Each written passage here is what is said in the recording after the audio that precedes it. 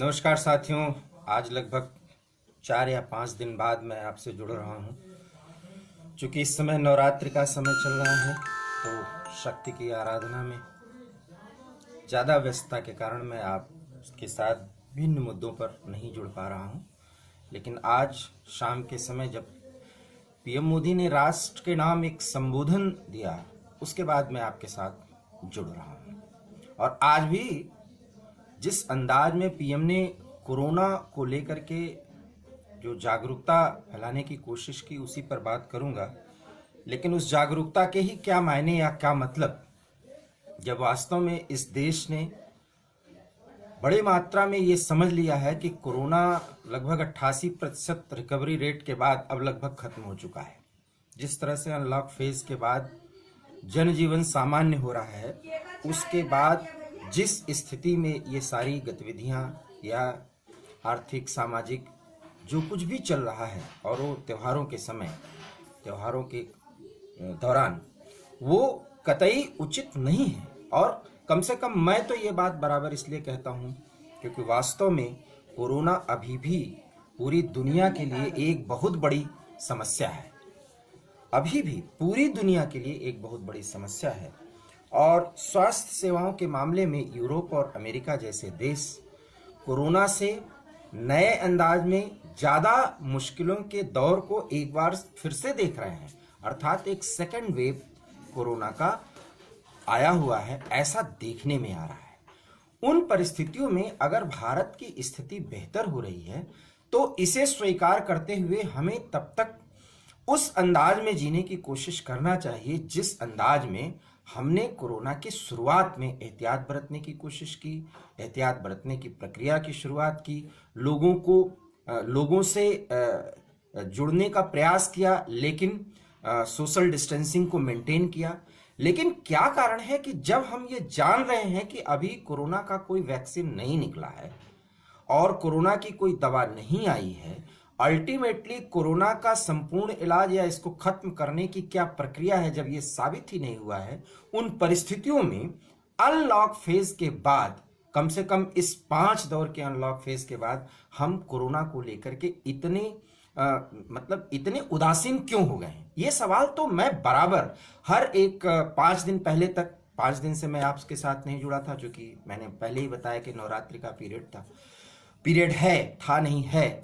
लेकिन आज पीएम के संबोधन के बाद, चूंकि ये इस देश की या पूरी दुनिया की जो सबसे बड़ी समस्या है वो कोरोना नामक एक महामारी है, जिसके कारण हमारी आर्थिक स्थिति, पहली बात हमारी सामाजिक स्थिति, या देश की या दुनिया का जो मानव समाज की गतिविधि का, गतिशीलता का जो पहिया है, वो रुक सा गया था, ठहर सा गया था। चल भी रहा है तो तमाम उसके पीछे अभी भी संभावनाएं मुश्किलों की हैं, दिख रही हैं, क्योंकि कोरोना अभी समाप्त नहीं हुआ है। इस जानकारी के बावजूद कि तमाम वो देश, लगभग 26 देश कोरोना के वैक्सीन पर बहुत तेजी से काम कर रहे हैं, जिसमें भारत भी शामिल है। और 2 से 3 वैक्सीन जो है वो एडवांस स्टेज में है। हर नागरिक को देने का दावा भी प्रधानमंत्री ने किया, वादा भी किया, दावा भी उनका ये कि हम सब तक पहुंचाएंगे, वादा ये किया कि एक एक नागरिक के पास कोरोना का वैक्सीन पहुंचेगा। लेकिन आपकी जानकारी के लिए हम बताना चाहते हैं कि कोरोना का वैक्सीन मार्च से पहले नहीं आएगा। ये भारतीय स्वास्थ्य मंत्रालय की तरफ से भी लगभग स्पष्ट कर दिया गया। बात कोरोना की चली है तो हम आपसे सामने एक और तथ्य रखना चाहते हैं कि किसी भी देश का स्वास्थ्य मंत्रालय, पूरी दुनिया के किसी भी देश के स्वास्थ्य मंत्रालय के बारे में बात कर रहा हूं, किसी भी देश का स्वास्थ्य मंत्रालय आधिकारिक तौर पर यह नहीं कह पा रहा है कि कोरोना अल्टीमेटली इतने समय में कंट्रोल हो जाएगा, इतने समय में वैक्सीन इजाद कर लिया जाएगा, वैक्सीन इजाद कर लेने के बाद अगर ये वैक्सीन दिया जाएगा तो कोरोना इतने समय में उसके देश से खत्म हो जाएगा। ये किसी भी देश के स्वास्थ्य मंत्रालय या उसके राष्ट्राध्यक्ष की तरफ से या उनके स्वास्थ्य विशेषज्ञों की तरफ से दावा नहीं किया जा रहा है, जिसमें अमेरिका, यूरोप के तमाम देश हैं और एशिया के प्रमुख देश, जिसमें कोरोना को फैलाने वाला चीन भी शामिल है। एक जानकारी के मुताबिक तो वहां के राष्ट्रपति भी कोरोना से संक्रमित हैं, चीन के। जिस चीन ने इस सारे समस्या को एक तरह से पैदा किया है, वहां भी मुश्किलें बहुत ज्यादा हैं। लेकिन चूंकि वहां की रिपोर्ट्स दबाई जाती हैं, वही कुछ पता चलता है आपको जो वहां की सरकार बताना चाहती है। इसके बावजूद हम आप इस त्योहारी सीजन में कोरोना को लेकर के वास्तव में इतने उदासीन क्यों हो रहे हैं, एक बड़ा सवाल है। सवाल क्यों उठ रहा है? बिहार का चुनाव है, आप पिछले 4-5 दिनों से देखिए। पहले शुरुआती दौर में जब इलेक्शन कैंपेन की बाकायदा शुरुआत हुई, मेरा एक आकलन था कि इस बार बिहार का चुनाव पूरी तरह से अलग होगा, क्योंकि वर्चुअल रैलियों के माध्यम से नेता जो है अपनी बातें एक दूसरे के खिलाफ या अपने समर्थन में, अपनी नीतियों के समर्थन में, अपनी घोषणाओं के समर्थन में या संबंध में लोगों से बात करेंगे। वर्चुअल रैली से शुरुआत होती है, लेकिन आज क्या स्थिति है जिसमें कोई पार्टी ये दावा नहीं कर सकती कि वो ऐसा नहीं कर रही है।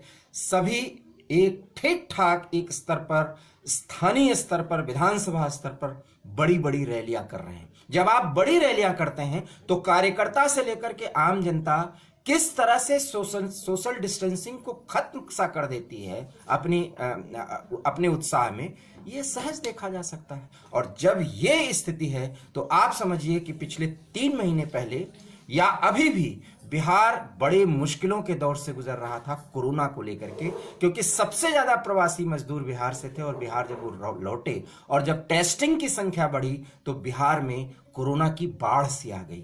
कोरोना से मुक्त बिहार नहीं हुआ है। बाढ़ का मैंने जिक्र किया, बाढ़ से भी एक समस्या से जूझ रहा था।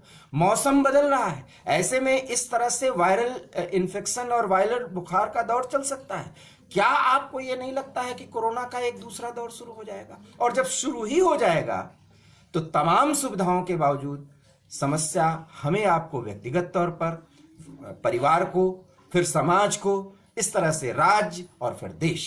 तो हम एक कोरोना के दूसरे फेज में, जिसमें कम्युनिटी स्प्रेड की स्थिति आ जाए, हम अपने आप को क्यों पहुंचाना चाहते हैं, ये एक बड़ा सवाल है। और इसी उद्देश्य से, इसी बात को ध्यान में रख करके जो इनपुट्स मिल रहे हैं उसको प्रधानमंत्री ने अपने चिंता के तौर पर व्यक्त किया है। इस संबोधन के पीछे कोई राजनीति नहीं है। बात चली है तो बिहार में चुनाव प्रचार में आखिर में, जिसमें भाजपा भी शामिल है, सारी पार्टियां, कांग्रेस, भाजपा, राजद, एलजेपी और जितनी पार्टियां हैं, सबके नेता या सबके बड़े बड़े सांगठनिक नेता रैलियों को संबोधित कर रहे हैं। बड़ा सवाल है कि प्रधानमंत्री एक तरफ पूरे देश से अपील कर रहे हैं, दूसरी तरफ उनकी पार्टी भी बिहार में रैलियों का आयोजन क्यों कर रही है। जब ये एक तरह से विरोधाभास हुआ। एक तरह से इलेक्शन कमीशन को इस पर रोक लगानी चाहिए और पार्टियों को अपने आप में एक तरह से अनुशासित होकर के ऐसा नहीं करना चाहिए। जबकि जनता इतनी अनुशासित होकर के जिस तरह से कोरोना के सबसे मुश्किल भरे फेज को झेला, इतनी मुश्किलें लोगों के सामने आई, आखिर में इन रैलियों में लोग क्यों जा रहे हैं, एक बड़ा सवाल है। अगर जनता उन रैलियों में जाएगी ही नहीं तो नेता और संगठन के लोग इस तरह के रैलियों का आयोजन ही नहीं करेंगे। बड़ा सवाल है। इसलिए कहीं ना कहीं अगर नेता इस समय का दुरुपयोग कर रहे हैं, इन चेतावनियों का दुरुपयोग कर रहे हैं, तो जनता भी उदासीनता बरत रही है, जिसका खामियाजा जनता को भुगतना पड़ सकता है, विशेष करके बिहार के संदर्भ में। अब बात चली कि त्योहार है, चूंकि दुर्गा पूजा का समय है, तो बंगाल एक ऐसा स्टेट है जहां दुर्गा पूजा से बड़ा आयोजन कोई होता ही नहीं अगर त्योहार के मामले में माना जाए।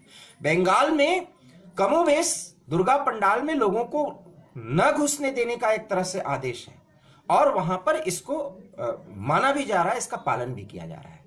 और बहुत मन महसूस करके बंगाल की जनता ऐसा कर रही है, क्योंकि ये जरूरत है, क्योंकि बंगाल में भी मुश्किलों का एक दौर है कोरोना को लेकर के। जब पूरा देश, पूरी दुनिया सोशल डिस्टेंसिंग और उन तमाम उपायों को जो हमारे द्वारा या लोगों के द्वारा किया जा सकता है उसका पालन कर रही है, ऐसे में चुनाव के नाम पर ये रैलियां क्यों की जा रही हैं, बड़ा सवाल है। प्रधानमंत्री को कम से कम अपने पार्टी के संदर्भ में एक दिशा निर्देश या एक डायरेक्शन व्यक्तिगत तौर पर देना चाहिए और खुद उन्हें बड़ी रैलियों को संबोधित करने के लिए नहीं जाना चाहिए। ये भी एक बड़ा संदेश हो सकता है।